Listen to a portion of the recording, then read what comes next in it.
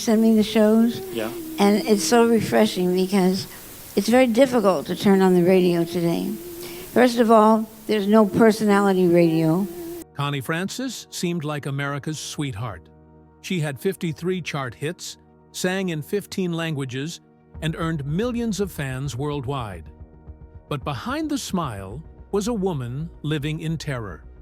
In 1974, something happened in a motel room that changed everything. Then in 1981, her brother was found shot dead in his driveway. By the time she died in 2025, she had been hospitalized 17 times and left behind a fortune that shocked everyone. The truth about what really broke America's golden girl will leave you speechless.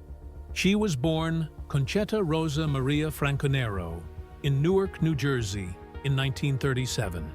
Her parents were Italian immigrants trying to make a better life during tough times. They lived in a tight-knit, mostly Italian neighborhood. Everyone spoke Italian at home and worked hard.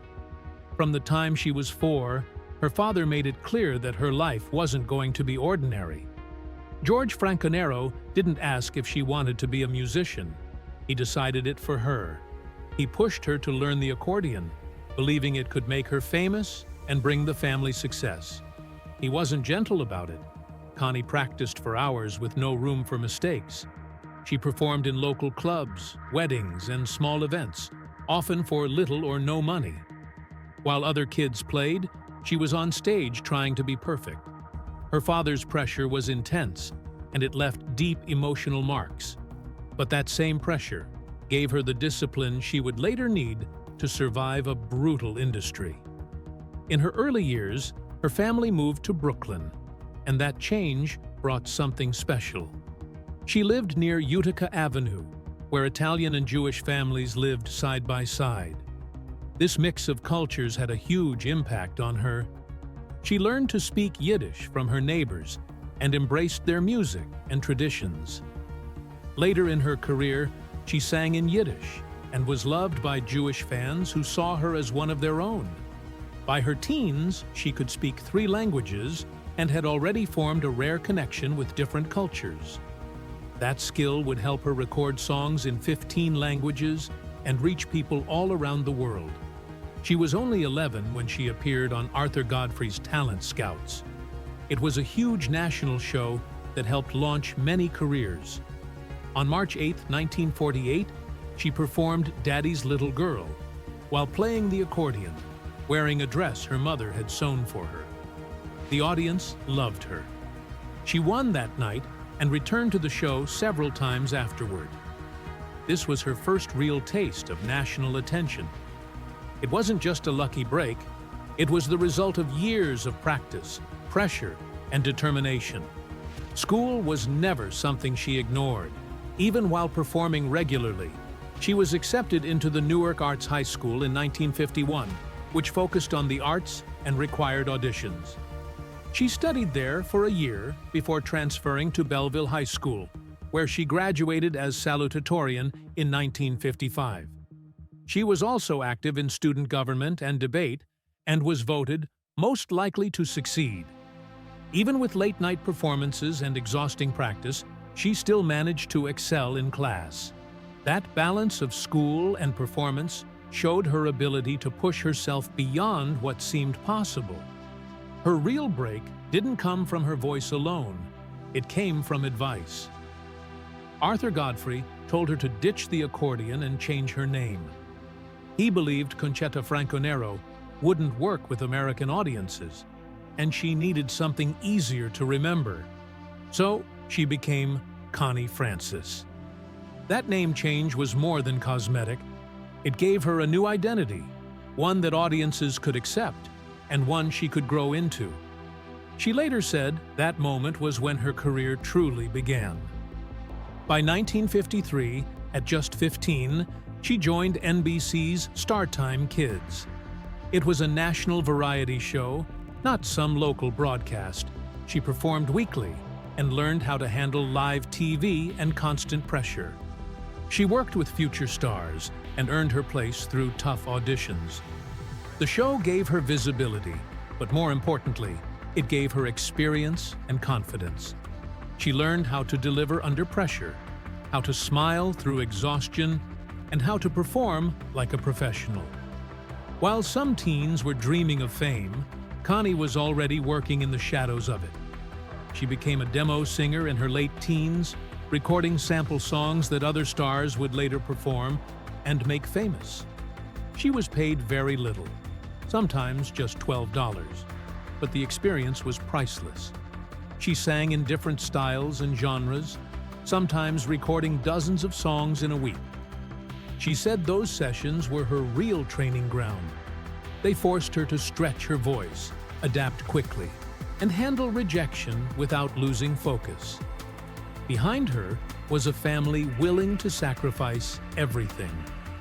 In 1955, her father and manager pooled their savings to fund a professional recording session. They borrowed money and took risks most would never dare. But even then, success didn't come easy. Record labels turned her down again and again. They said she didn't have a unique sound. The rejections piled up, and it nearly broke her spirit. But her father and manager refused to give up. Then something completely unexpected happened. The co-executive of MGM Records heard one of her demo recordings, a song called Freddie. His son had the same name, and he thought the song would make a nice gift. That's why she got her first record deal. Not because someone believed in her talent, but because of a name coincidence. It was a strange twist of fate. That one odd moment changed everything. At just 16 years old, Connie Francis signed a contract with MGM Records. It sounded like a dream come true, but it quickly turned into disappointment.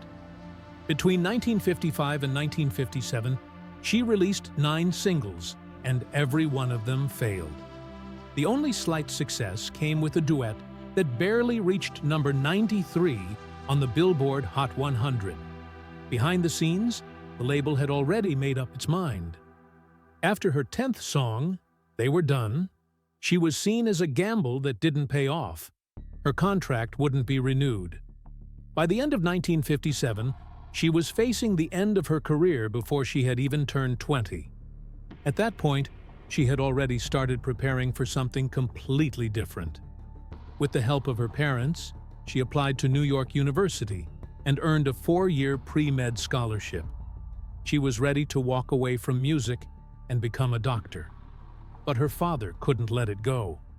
He believed in her talent more than anyone else and told her to use her final MGM recording session to try one last song. He had a specific one in mind. Who's Sorry Now? A tune from 1923. Connie thought it was old-fashioned and didn't want to sing it. But her father wouldn't take no for an answer. He pushed her so hard that she finally gave in. On October 2, 1957, during her final recording session, there were only 16 minutes left when she stepped up to the microphone. She sang Who's Sorry Now with a new twist, blending it with a rock-inspired beat and a modern vocal style. It felt like just another track to finish her obligations, but it ended up being the most important moment of her career. Somehow, the song's emotional pull came through. She didn't know it yet, but she had just saved her career in those last few minutes. Nothing happened right away. The song sat quietly for a couple of months, almost forgotten. But then, in January 1958, everything changed. Dick Clark played it on American Bandstand and told viewers he thought it would be the biggest song in the country. He was right. Teenagers loved the new version. Within 6 months, it sold 1 million copies. It was a total reversal. The same girl whose songs had flopped 9 times in a row was suddenly a star. The momentum kept building. In the United States, the song reached number 4 on the Billboard chart and stayed there for over 20 weeks. But it was in the United Kingdom where it made history. On May 16, 1958, Who's Sorry Now hit number 1 and stayed there for 6 weeks. That success changed everything. MGM not only renewed her contract, but they now saw her as one of their top acts. By the early 1960s, she had already scored 17 top 40 hits in the US alone. That last-minute recording session didn't just save her, it launched one of the most impressive pop careers of the decade. Just 2 years later, she made history again. On June 27, 1960, her song, "Everybody's Somebody's Fool," became the first song by a solo female artist to hit #1 on the Billboard Hot 100. The chart had been active for almost 2 years, and not one woman had reached the top. Her song was originally the B-side to "Jealous of You," but radio DJs flipped it over and made the right call. The audience connected with her voice in a way that couldn't be ignored. That one moment broke a barrier, proving that women could dominate the charts too. And Connie didn't stop there. By 1962, she had earned 3 #1 hits. "Everybody's Somebody's Fool," "My Heart Has a Mind of Its Own," and "Don't Break the Heart That Loves You." She had 53 songs enter the Billboard charts, which was more than any other solo female artist at the time. She wasn't just a one-hit wonder or a passing trend. She was a consistent hitmaker. Only Elvis Presley and the Beatles had more top 10 hits than her during that era. Her streak set a new standard, and even as new legends rose up, her name still stood tall among them. Her hits became unforgettable. "Stupid Cupid," written by Neil Sedaka and Howard Greenfield, brought energy and fun to the charts in 1958. "My Happiness" reached #2 in early 1959. "Lipstick on Your Collar" became one of the most memorable songs of that year, hitting #5 and earning a double gold record. "Don't Break the Heart That Loves You" topped the charts in 1962, showing her depth and emotional power. These songs weren't just hits. They were cultural milestones. She gave listeners something real and honest, wrapped in melodies they couldn't forget. What set Connie apart even more was her global reach. She didn't settle for American success. In 1959, she recorded "Connie Francis Sings Italian Favorites," and it stayed on the charts for 81 weeks. She recorded songs in at least 15 different languages, including German, Hebrew, French, Yiddish, Japanese, and Romanian. She didn't speak most of them, but she learned how to sing in each one phonetically. In West Germany, her song "Die Liebe ist ein seltsames Spiel" hit #1 in 1960. She recorded local versions of her hits, making sure fans around the world felt like they were part of her music. By 1960, her influence reached far beyond the United States. She became the most successful female recording artist not just in America, but also in Germany, the United Kingdom, Italy, Japan, and Australia. This was before the internet, before global music streaming. Reaching fans across countries took effort, planning, and deep connection. Connie had all of that. In Germany, she topped local music polls. In Italy, her roots gave her an instant bond with audiences. In Japan and Australia, she became a television and touring sensation. Her fame wasn't limited by language or geography. She had built a career that crossed borders and won hearts everywhere. When Connie Francis made her acting debut in the 1960 film Where the Boys Are, it wasn't just another movie role, it was the beginning of something bigger. MGM had bought the rights to the novel Unholy Spring for $100,000 and turned it into a story that captured a new generation.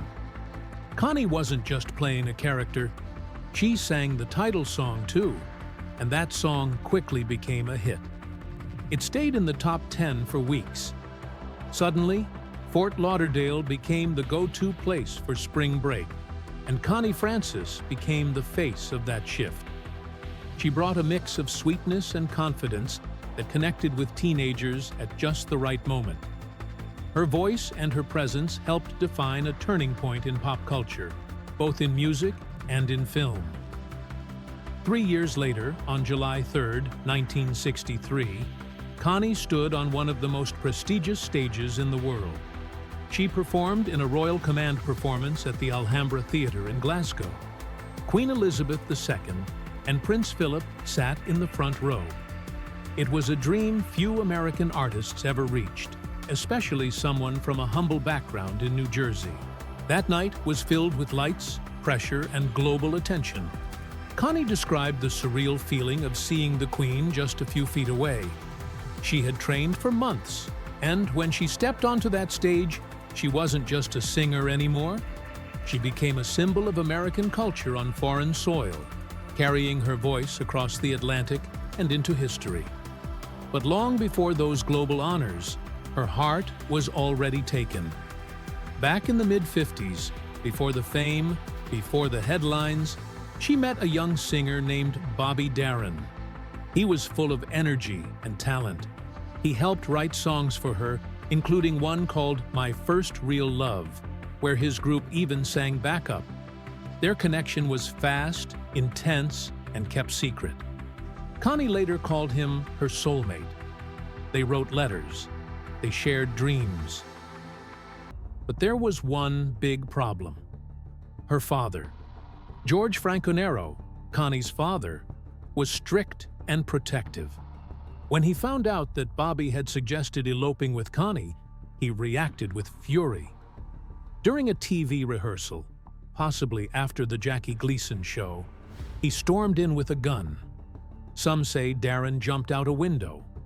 Others say he just ran. Either way, the message was clear. Their love story was over. Her father even forced her to go home. Connie never forgot that moment. Neither did Bobby. Years passed. In 1960, Bobby married Sandra Dee. Connie found out while riding through the Lincoln Tunnel with her father. When the news came on the radio, her father just said, "Well, I guess that's the end of that." Connie stared at the tunnel walls and quietly wished the Hudson River would come crashing in. That pain stayed with her. She later said not marrying Bobby was the biggest mistake of her life. She kept their letters. She told their story in her books. When Bobby died in 1973 at just 37, she knew a part of her was gone forever. She believed it all could have been different if her father had let them be. As music changed, so did Connie's career. In 1962, she released her last top 10 hit, Vacation. Then, the British invasion happened. In 1963 and 64, artists like the Beatles reshaped American music overnight. Connie's style was suddenly seen as outdated. Her heartfelt ballads and Italian classics were pushed aside. She wasn't alone. Stars like Dion, Brenda Lee, and even Elvis faced the same shift. But for Connie, who had been the best-selling female singer for years, it felt like the rug had been pulled out from under her. She didn't fade quietly, but the charts no longer welcomed her the same way. In the middle of this chaos, she made a bold move. In August 1964, she married Dick Canellis, a publicist from New York. It was fast, unexpected, and didn't last. By November, they were divorced. Just 3 months. Fans were shocked. The girl who once sang about lasting love had stumbled into something fragile and brief. Canellis disappeared from the spotlight, and Connie was left to pick up the pieces.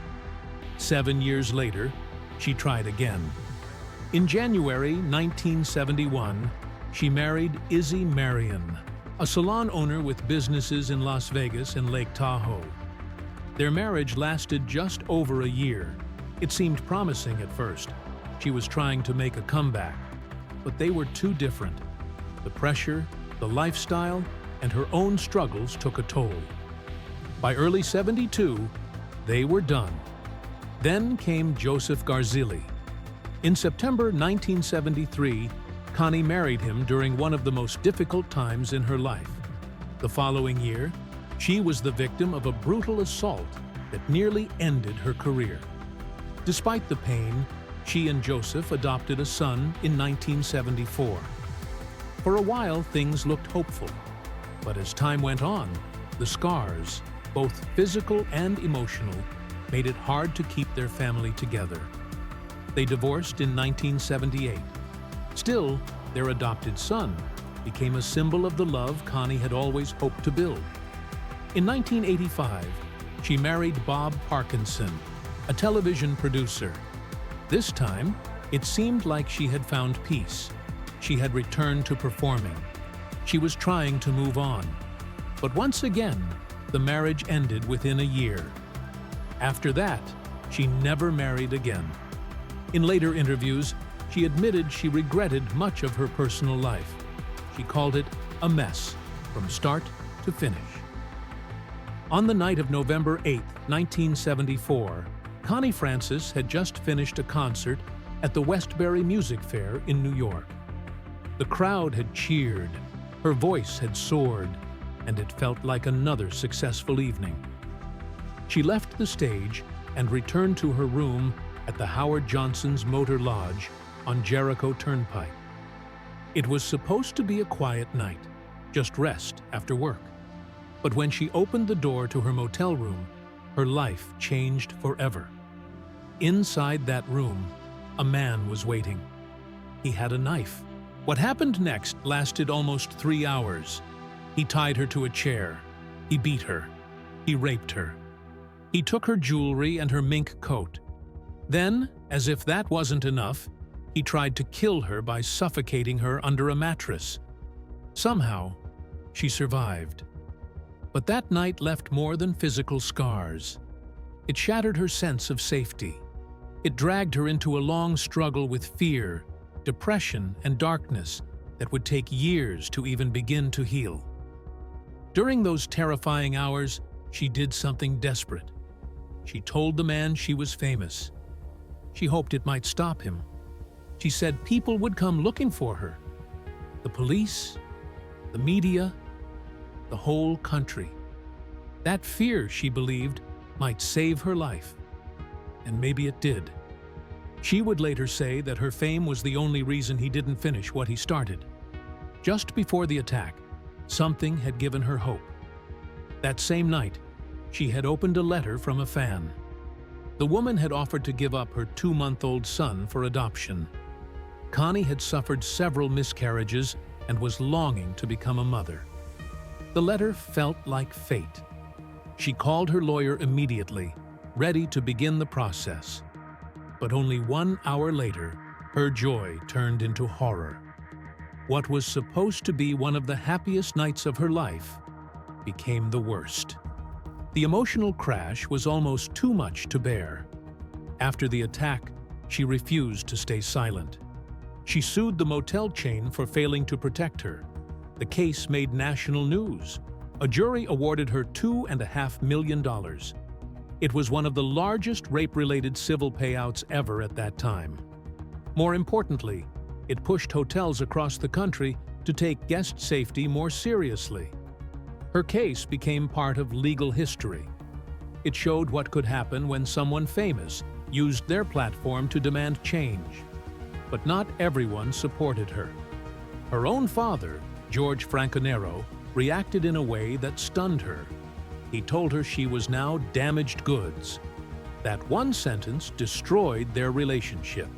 She had always credited him for guiding her career, but those words ended their bond. Instead of comfort, she got shame. Instead of love, rejection.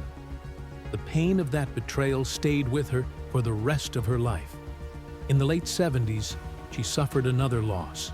Hoping to protect her voice in cold venues, she underwent nasal surgery. It went terribly wrong. She lost her ability to sing.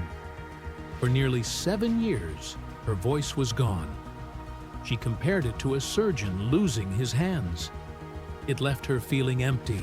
Her third marriage ended during this time. She went through 3 more surgeries before she could sing again. But even then, her voice was different. The long silence had taken something that could never fully return. Her battles didn't end there. Between 1982 and 1991, She was institutionalized 17 times in 5 different states. Her father and others claimed she was a danger to herself. She was misdiagnosed with manic depressive disorder and given heavy medication. She felt like a zombie. The system didn't understand the deep trauma she had lived through. It kept taking away her control, her dignity, and her voice, again and again. On a cold morning in March 1981, Connie Francis's younger brother, George Anthony Franconero Jr., was scraping ice from his windshield outside his home in North Caldwell, New Jersey. As he went about the simple task, 2 men stepped out from behind the hedges. They shot him in the head and fled. He died in the driveway. His wife Arlene found him bleeding and thought at first he had slipped on the ice.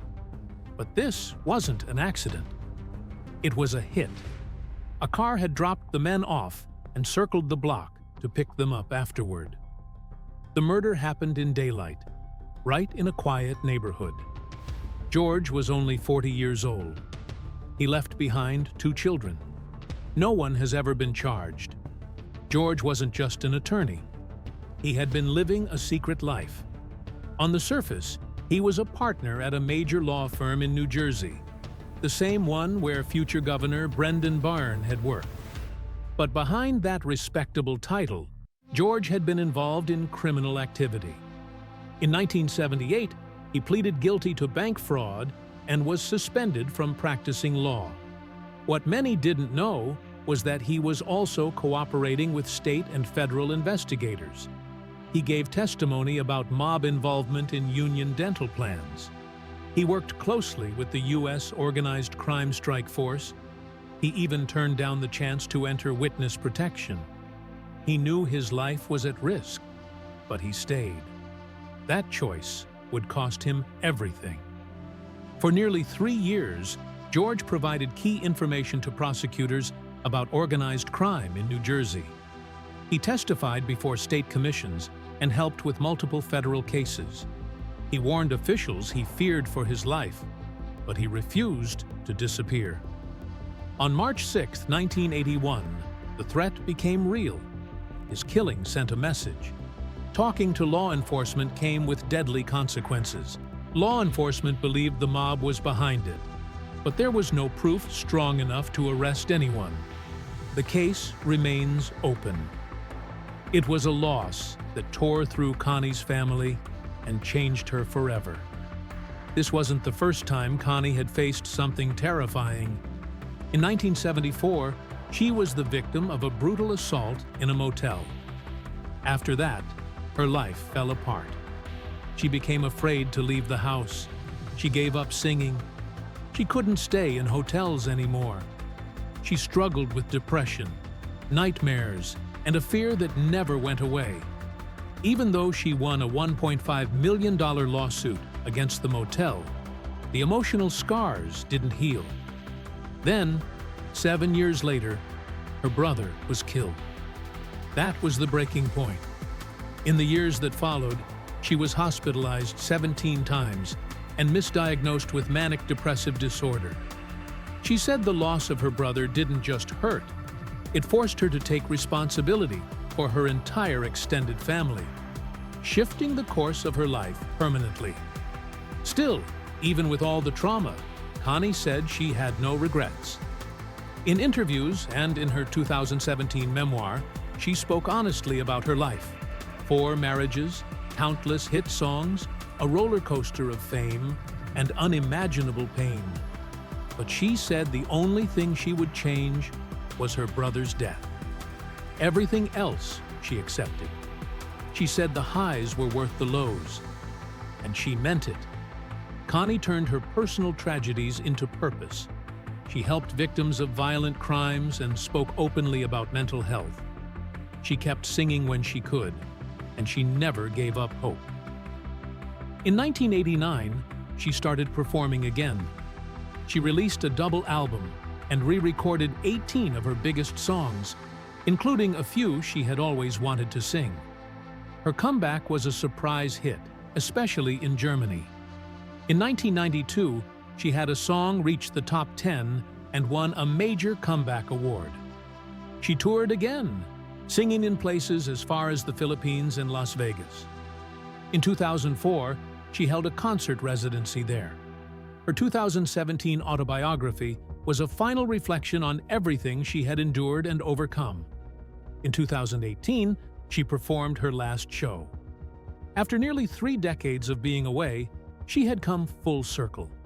Then, something completely unexpected happened in 2025. Her 1962 song, Pretty Little Baby, became a viral hit on TikTok. By June, it had been used in over 10 billion views. A-listers like Kim Kardashian and Kylie Jenner joined in. The song was everywhere. It topped Spotify's viral charts and reached millions of people who had never heard of her before. On average, it was being used in 600,000 new videos every day. For someone who had been retired, it was like being launched into fame all over again. Connie was stunned. She admitted she didn't even remember the song at first and had to go back and listen to it. She called the moment amazing and thanked her fans, young and old. She even joined TikTok, made a thank you video, and watched in awe as Gen Z users embraced her music. She said it was one of the greatest honors of her life. On July 16, 2025, Connie Francis passed away in Pompano Beach, Florida. She had been hospitalized for severe pelvic pain caused by a fracture. She was 87 years old. She left behind a $25 million estate, built over a lifetime of music, film, court battles, and surprising reinventions. She had sold over 200 million records. She had won over fans across generations. She had turned her pain into power. Her only surviving family was her adopted son, Joseph Garzili Jr. She had been married 4 times, but always said Joseph Garzili, her third husband, was the only one who truly mattered. They adopted a son who became her anchor in her final years. When she died, everything was left to him: her estate, her music rights, her legacy.